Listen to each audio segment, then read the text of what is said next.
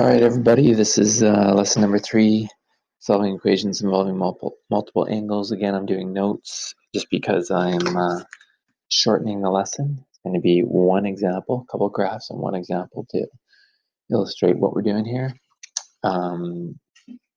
So we have, we're on page 609. I'll use the examples that they have in the book. So cos x is equal to negative root 3 over 2. Well, graph the cosine function, which I know all of you have memorized. Looks like that. We graph the line negative root 3 over 2. Guess somewhere around there. Horizontal line. These intersection points are your answers, and they occur at 150 degrees and 210 degrees. You could solve that using the techniques that we just learned at the beginning of this in lesson number 1. Now, if I take the same cosine graph, but I now write it as cos 2x is equal to negative root 3 over 2. What does this 2 do? Hopefully you said that's a horizontal stretch or compression by 1/2. So it shrinks the graph. So what happens is this bit out here at 360 gets moved by 1/2 to 180. So the graph now looks like this.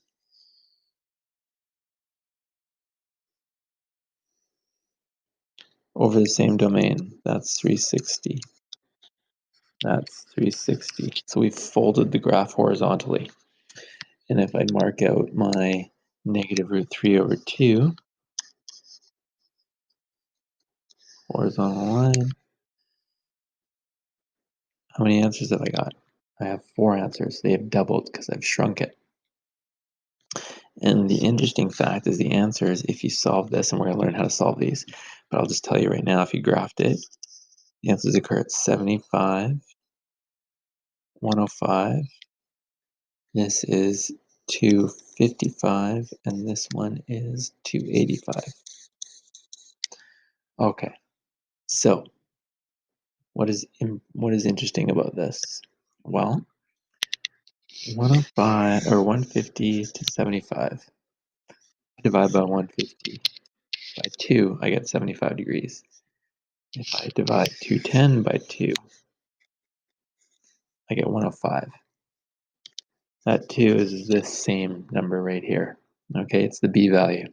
It's because we've done a horizontal compression by 1/2. So this number gets moved by 1/2 to 75.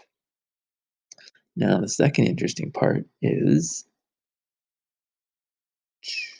orange. No, not orange, sorry. Too many colors to pick from here. Blue. To go from 75 to 255, or from 105 to 285, I'm adding 180 degrees in both of those cases. 180 plus 75 is 255. 180 plus 105 is 285. What is the period of this graph? Well, you can look at it visually. Peak to peak, that's 180 degrees. But the formula, if you remember from the last unit, the first part of trig, period is equal to 360 over your b value for sine and cosine. What's my b value? It is 2. So it's 360 over 2, which is 180. So these are multiples of the period. That's how you get the other answers. All right, so how do you do this algebraically without having a graph in front of you every time? Well, if you go to page 611, there's one example there. They want us to solve sine 2x is equal to negative 1/2. We'll do it in rads and degrees, so, but they want us to do it over the domain x is between 0 and 2 pi. We'll do it in rads and degrees, so 360. Okay. So first thing, when you get a question like this and you see a 2 or a 3 or a 1/2 in there, or whatever it is, get rid of it. Okay, you don't have to, but until you get comfortable doing this, we're going to get rid of it. So we're going to do substitution. We're going to say theta is equal to 2x. And so this equation becomes sine theta is equal to negative 1/2. Now that is like what you've been solving this whole time. We did it in the first part of trig. We did it in the first lesson of the second part of trig. Okay, so solve this. Whereas sine negative, all students take calculus or have sugar coffee. Sine is negative in these two quadrants. Find your reference angle.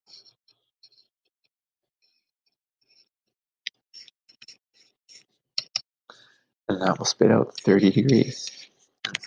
Okay, that's 30, and that's 30. So with this, remember we're solving for theta. So what is theta equal? Theta is equal to, well, they go from here to there, is 180 plus 30, 210. And to go to the next one, all the way to there, is 360 minus 30, which is 330 degrees.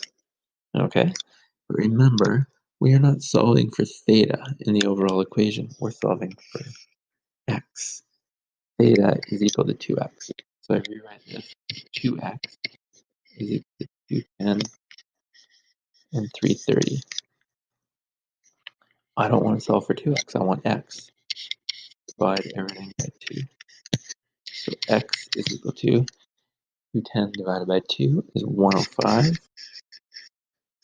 330 divided by 2 is 165. Now, you might think we're done, but we are not, because different color, orange. If you remember up here, dividing by 2 got us these two answers. How did I get the rest of my answers? I added multiples of the period, in this case 180. Well, this is sine 2x.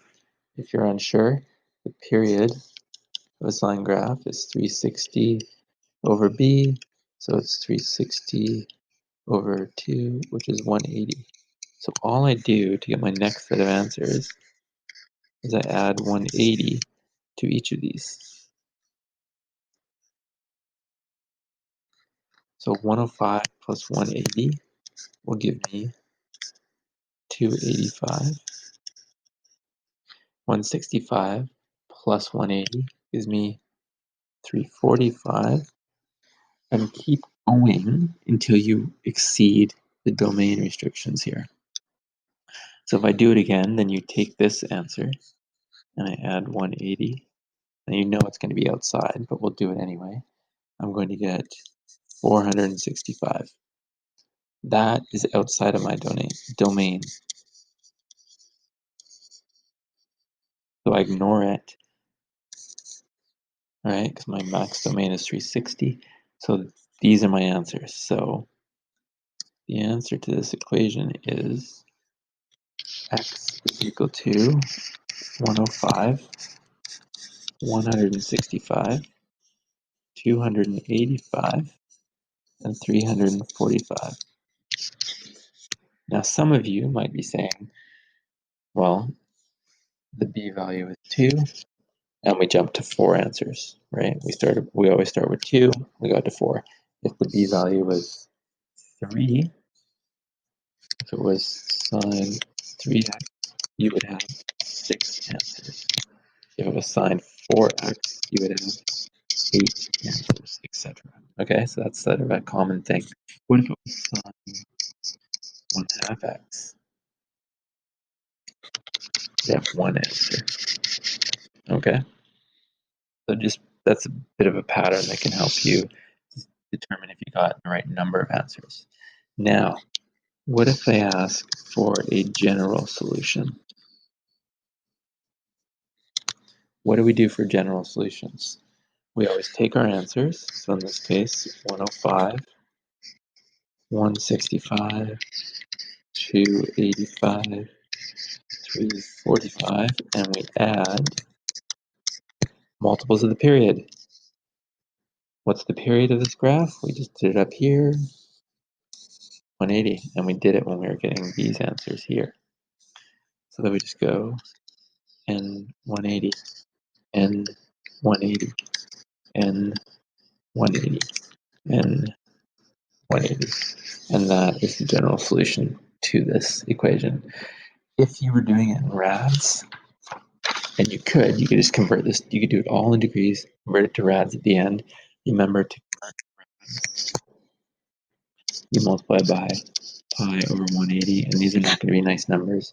So we'll just do them in decimals, and you would get 105 is 1.83, 165 turns into 2.88, 285 is 4.97, and 345 is 6.02. Actually, those are all multiples of 45, but that's okay.